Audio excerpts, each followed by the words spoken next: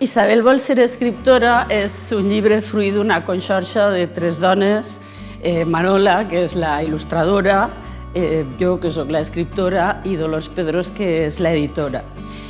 Fa cosa de 3 anys me vaig enamorar de Sor Isabel, de la seva vida i del seu llibre, del Vita Christi, i vaig començar una campanya de promoció, diguem-ne, de Sor Isabel per a que arribara al segle XXI.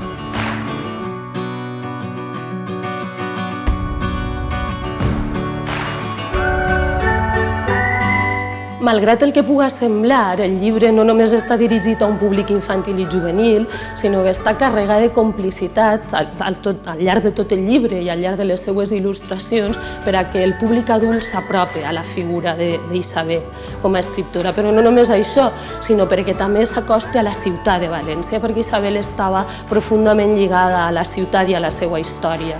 És això la raó fonamental per la qual és un text, per cert, un text únic que ens trasllada a l'actualitat un pensament, una història i una vida d'una dona poderosa i valenta del segle XV.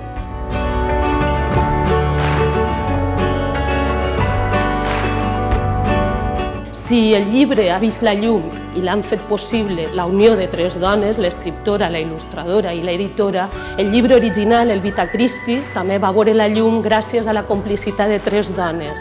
Isabel, Sor Isabel, que el va escriure, la reina Isabel la Catòlica, que va demanar al convent que el publicaren, i Aldonsa de Montsoriu, que era en aquell moment l'abadessa del convent de la Trinitat en València, que va ordenar que el publicaren. I el llibre acaba així. Sor Isabel l'ha fet, l'ha ordenat, l'ha compost per a tots els qui en aquesta breu i enojosa vida viuen.